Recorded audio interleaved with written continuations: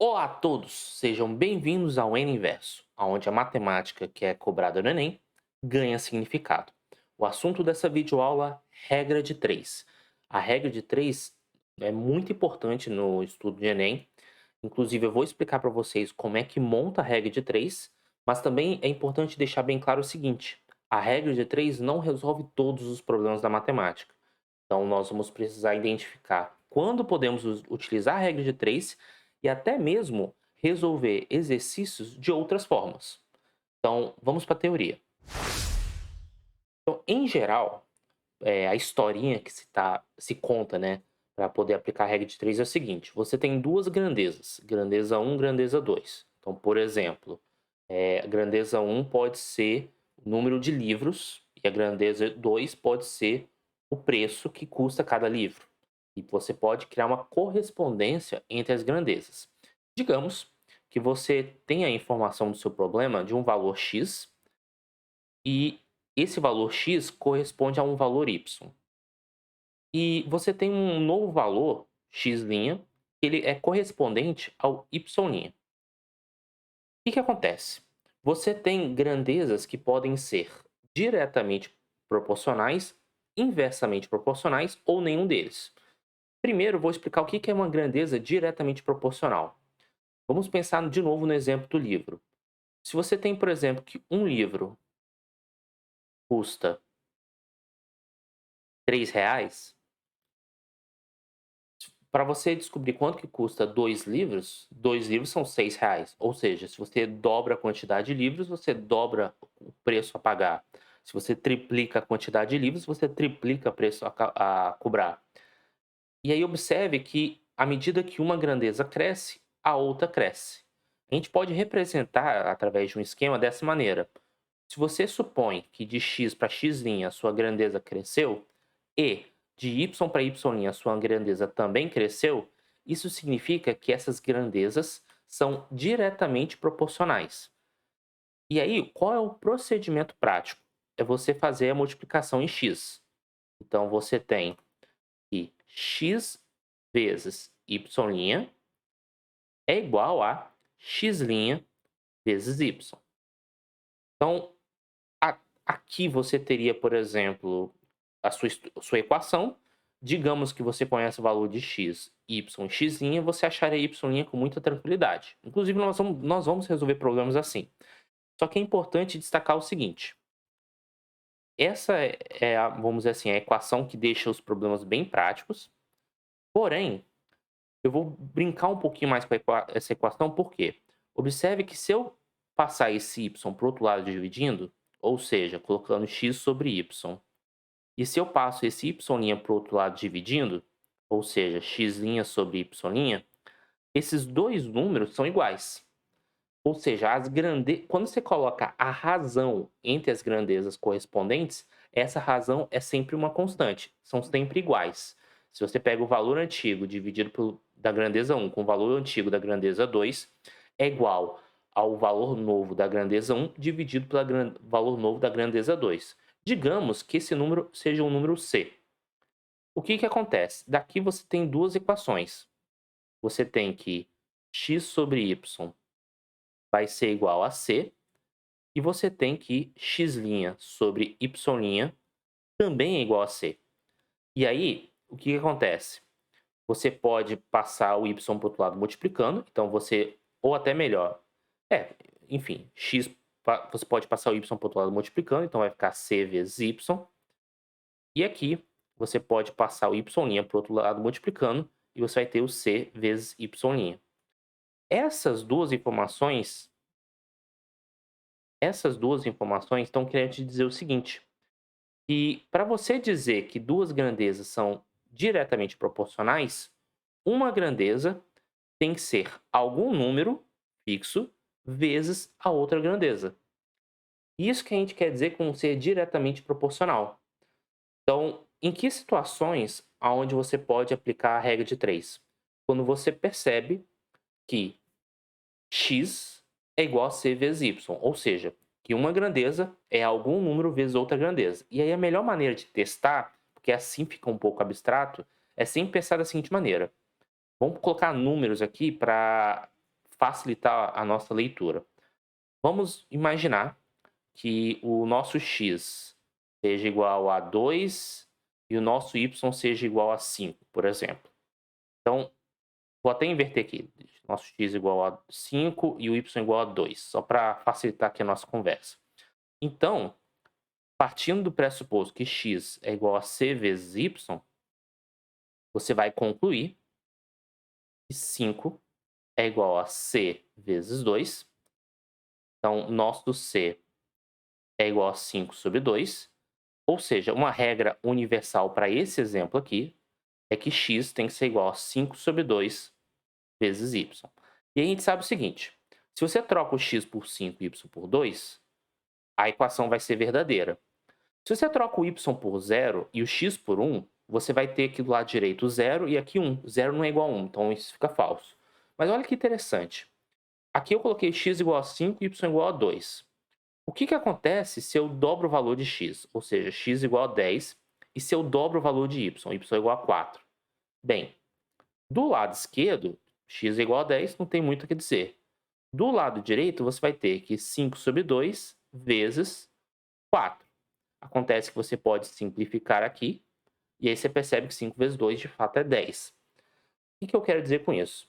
Sempre quando você tem duas grandezas, e aí se você dobra um, o resultado do outro tem que dobrar. Se você triplica um, o resultado do outro tem que triplicar. Você pode usar a regra de 3, e aí o procedimento geral é exatamente esse esquema que está aqui, que eu estou rachurando. Então você pode usar esse esquema para resolver os problemas. Antes de passar para os exercícios, seria interessante falar o que acontece se as grandezas são inversamente proporcionais. O que eu quero dizer com isso? Imagina o seguinte cenário. Você tem, por exemplo, que dois trabalhadores, eles constroem um muro, por exemplo, em 6 dias.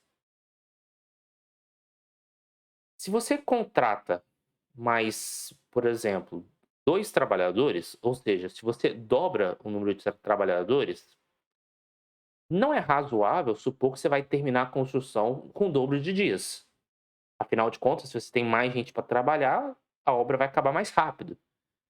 E pensando assim, claro, supondo que os trabalhadores vão ter a mesma produtividade, se você dobrou o número de trabalhadores, a expectativa é que a obra cai na metade dos dias. Então, quando você dobrou de um lado, ou seja, você multiplicou por 2 uma determinada grandeza, observe que o resultado vai ser dividido por 2. A gente pode traduzir através da diagramação da seguinte maneira. Se você, por exemplo, aumenta o valor de x para x' e y para y' diminui, você tem que as grandezas são inversamente proporcionais. Bem, como é que nós vamos operacionalizar isso? Ao invés de você multiplicar cruzado, agora você vai multiplicar lateralmente mesmo. Então, nesse caso, x vezes y é igual a x' vezes y'. Essa é a equação fundamental para poder resolver problemas que envolvem grandezas inversamente proporcionais. Só que uma coisa que vale a pena destacar é que o que você acabou de dizer é que x vezes y é sempre uma constante. Então, se você dobra o valor de x de um lado, para você manter o valor dessa constante, você vai ter que dividir por 2 a outra grandeza, para você justamente preservar o x vezes y. Então, uma maneira mais prática de percebermos isso é sempre pensar da seguinte maneira. Quando que duas grandezas são inversamente proporcionais? Quando uma grandeza, digamos o y, é igual a c sobre x. Ou seja, se você dobra o valor de y, o valor de x tem que cair pela metade. Então, esse é o cenário geral para você usar a regra de 3. E aí é sempre bom usar esse esquema de quando que um está crescendo e o outro está diminuindo para ver se as grandezas são diretamente proporcionais, que é esse caso aqui, ou inversamente proporcionais, que nem esse caso aqui. A melhor maneira de aprender é resolvendo exercícios. Então vamos a eles. Primeira questão aqui é do Enem do ano de 2022. E diz o seguinte. Um casal está reformando a cozinha de casa e decidiu comprar um refrigerador novo. Observando a planta da nova cozinha, desenhada na escala de 1:50, notaram que o espaço destinado ao refrigerador tinha 3,8 centímetros de altura e 1,6 centímetros de largura. Observe que exercícios que precisam de regra de 3, nós precisamos identificar as grandezas. E aqui está bem claro que a gente está falando de medida real, eu vou representar como real aqui, e a medida da planta. E a primeira informação que dá é que a escala está 1:50. Ou seja, 1 centímetro na planta equivale a 50 centímetros na escala real. Essa é a primeira informação que nós temos até aqui. Notaram que o espaço destinado ao refrigerador tem 3,8 centímetros de altura, ou seja, lá na planta você tem 3,8 centímetros. E aí eu vou até colocar aqui a palavra altura para poder relembrar. E 1,6 centímetros de largura. Eles sabem que os fabricantes de refrigerante indicam que, para um bom funcionamento e fácil manejo na limpeza, esses eletrodomésticos devem ser colocados em espaços que permitam uma distância de pelo menos 10 centímetros de outros móveis ou paredes, tanto na parte superior quanto nas laterais. O casal comprou um refrigerador que caberia no local a ele destinado na nova cozinha, seguindo as instruções do fabricante. Esse refrigerador tem altura e largura máximas em metro, respectivamente iguais a. Então vamos lá. O que nós sabemos é o seguinte: que precisamos descobrir qual é a altura real máxima, qual é a largura real máxima que nós temos. Esses valores de x, y, nós vamos medir o quanto de altura é reservado para a geladeira, não a altura máxima da geladeira. É o quanto que é reservado. Então, se na planta você tem a correspondência de 1:50, qual seria o correspondente ao 3,8? Vamos pensar um pouco. Se você aumenta o tamanho do seu objeto, lá na planta a medida tem que ser maior. Ou seja, se aumenta também. Em outras palavras, as grandezas são diretamente proporcionais. Então, o que eu vou fazer? Trabalhando primeiro com essas duas medidas, eu vou fazer a multiplicação em x, ou seja, multiplicação cruzada. Então, nesse caso, vai ficar x vezes 1, igual a 50 vezes 3,8. O 3,8, ele é a mesma coisa que 38 sobre 10, perdão. E a gente pode multiplicar em cima e embaixo por 10, para deixar na forma de fração. Vantagem de fazer isso é que você pode cortar os zeros aqui. Quando você faz 38 vezes 5, vamos fazer essa conta aqui. 38 vezes 5 vai dar 40, então aqui é 0 sobre 4. Vai dar 15, com mais 4, 19. Então, x é igual a 190 centímetros. 190 centímetros. Eu posso dizer que é a altura máxima da geladeira? Não, porque o fabricante ele pede um espaço de 10 centímetros. Então, a altura máxima da geladeira, vou colocar até em verde mesmo, a altura máxima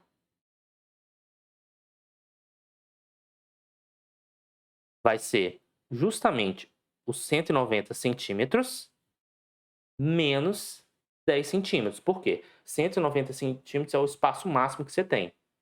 Só que você tem que reservar 10 centímetros de folga para a geladeira. Ou seja, dos 190 que você tem disponível, você tem que tirar 10. Então, você tem 180 centímetros, que em metro corresponde a 1,80 m. Então, ou é a resposta A ou é a resposta B. Vamos para a largura. Para a largura, o que eu vou fazer? Eu vou usar essa linha aqui e essa linha aqui. Como as grandezas são diretamente proporcionais, eu multiplico o cruzado. Então, aí nesse caso, vai ficar... Vou até tirar esse traço aqui, porque acho que não ficou legal. Deixa eu colocar pontinho assim, pronto.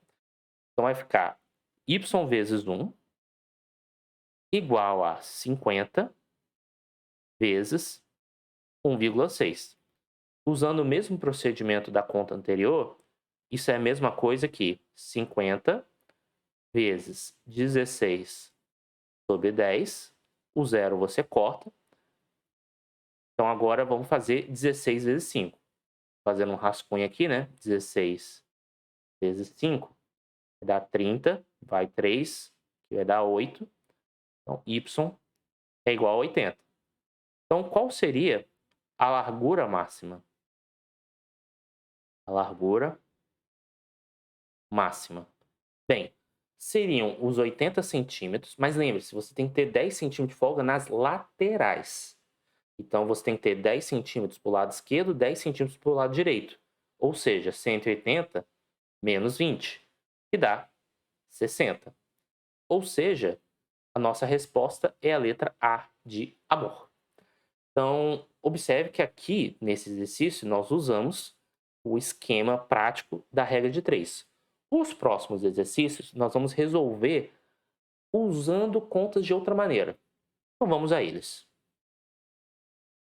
Também uma questão do Enem do ano de 2022. Definem-se o dia e o ano de um planeta de um sistema solar como sendo, respectivamente, o tempo que o planeta leva para dar uma volta completa em torno do seu próprio eixo de rotação, então isso é para definir um dia, e o tempo para dar uma volta completa em torno do Sol, que seria um ano.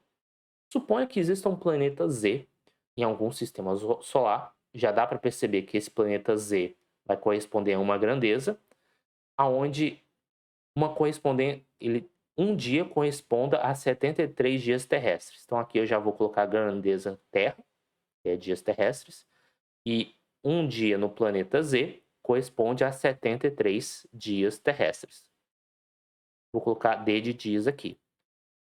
E que 2 anos do planeta Z, vou colocar como 2A, ao invés de 2 anos, corresponde a um ano terrestre.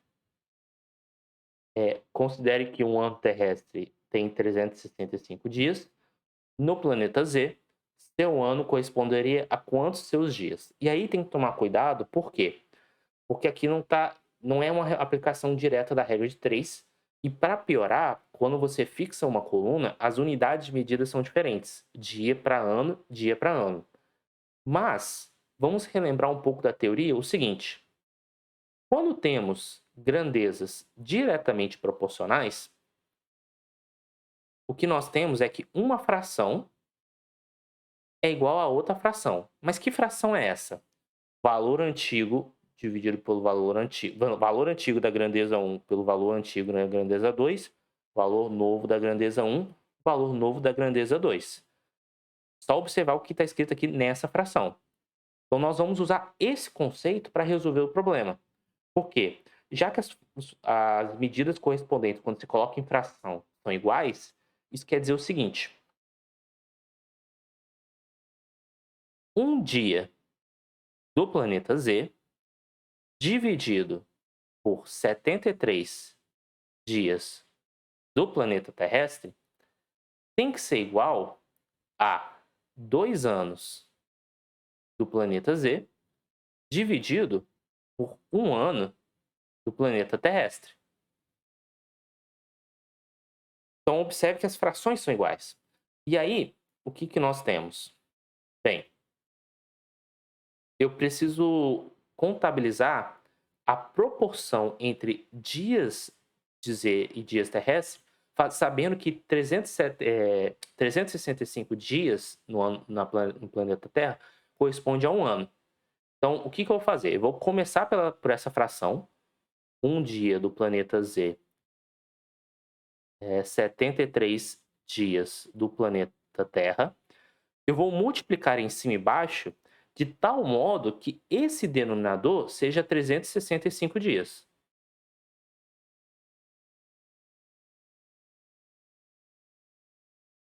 Eu ainda tenho que descobrir que valor é esse, mas acontece que, ao descobrir que valor é esse, 365 dias terrestres corresponde a um ano terrestre. Então, o que falta fazer é descobrir que número é esse. Bem, para isso, eu tenho que pensar que número, e multiplicado por 73, dá 365. Ou seja, eu tenho que pegar os meus 365 e eu tenho que dividir por 73. Vamos fazer esse rascunho, ó. Que número que eu não sei, multiplicado por 73 dá 365. Bem, eu tenho que fazer o 365 dividido por 73. Bem, se você for olhar aqui, né, o 5 vezes 7 vai dar 35. Bem, e aqui vai dar 15. Então, se você coloca o 5 aqui, vai dar 5 vezes 3 vai dar 15. Aí 5 vai 1. 5 vezes 7 vai dar 35, com mais 1, 36. Ou seja, dá exatamente 5. Então, se eu multiplico por 5 em cima e embaixo, antes, né, só finalizar aqui, dá 0. Se eu multiplico por 5 em cima e embaixo, o que eu acabo de descobrir é o seguinte: que 5 dias no planeta Z corresponde a 365 dias no planeta Terra. Só que os 365 dias no planeta Terra corresponde a um ano da Terra. E aqui eu vou repetir os 5 dias de Z. Só que um ano no planeta Terra, se você for olhar pela correspondência, ele está associado a 2 anos do planeta Z. Então, o que, que acontece? Vamos juntar essas duas informações aqui. Então, 5 dias no planeta Z corresponde a um ano no planeta Terra, que é igual a 2 anos no planeta Z, correspondente a um ano no planeta Terra. O que eu fiz, basicamente? Eu sei que essa fração é verdadeira e essa igualdade é verdadeira.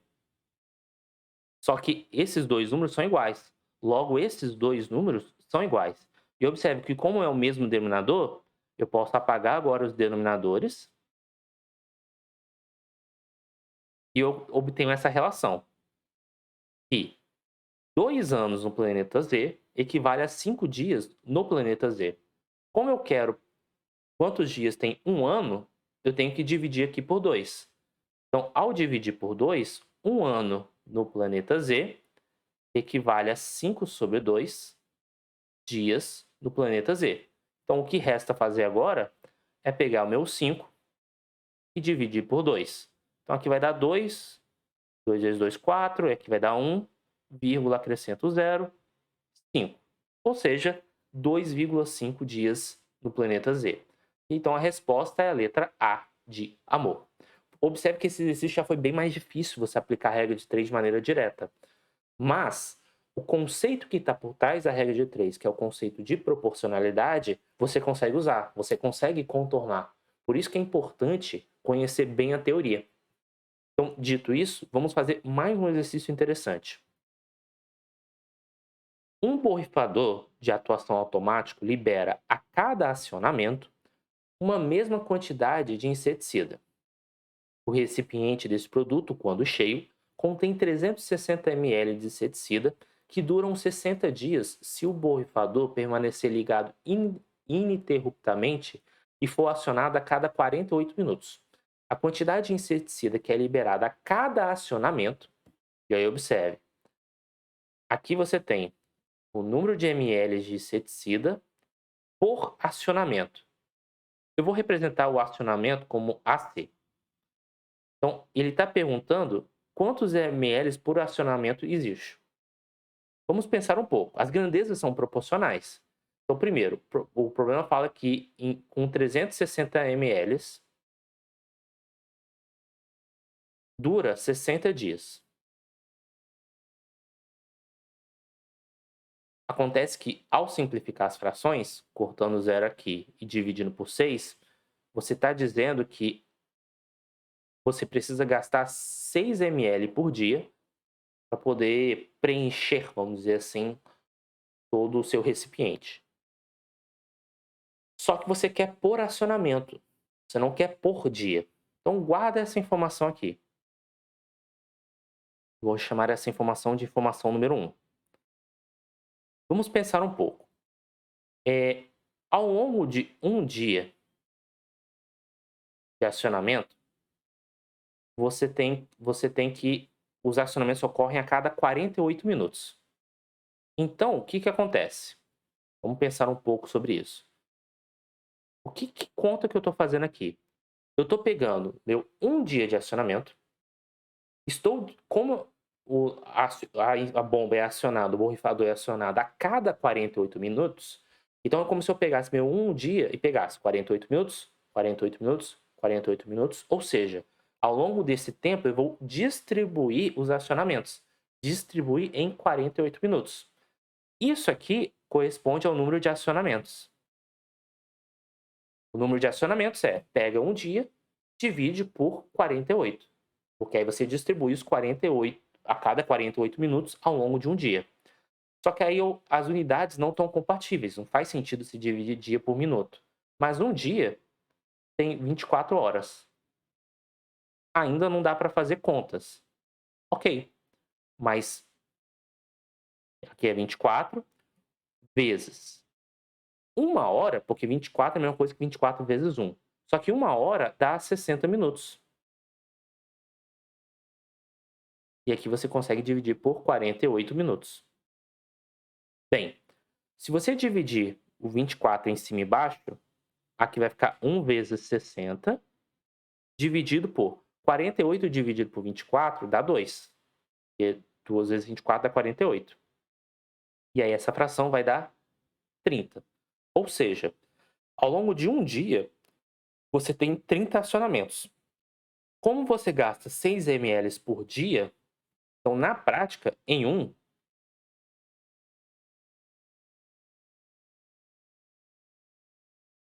você está gastando 6 ml ao longo de 30 acionamentos.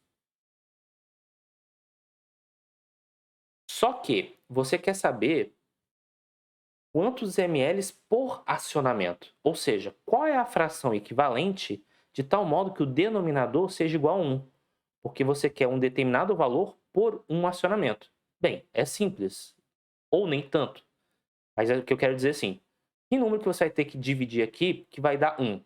O próprio 30. Então, você vai ter um acionamento aqui, se você pegar o seu 6 e dividir por 30. Então, agora, o que resta fazer é essa conta. Quanto que é 6 dividido por 30? Bem, como 30 é maior do que 6, vai ter que colocar o zero e a vírgula, e aí acrescenta o zero. Aqui, rapidamente, você percebe que dá 2, menos 60.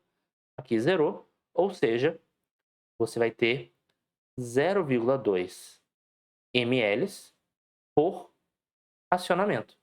E aí a resposta seria a letra B, de bom que deu tudo certo.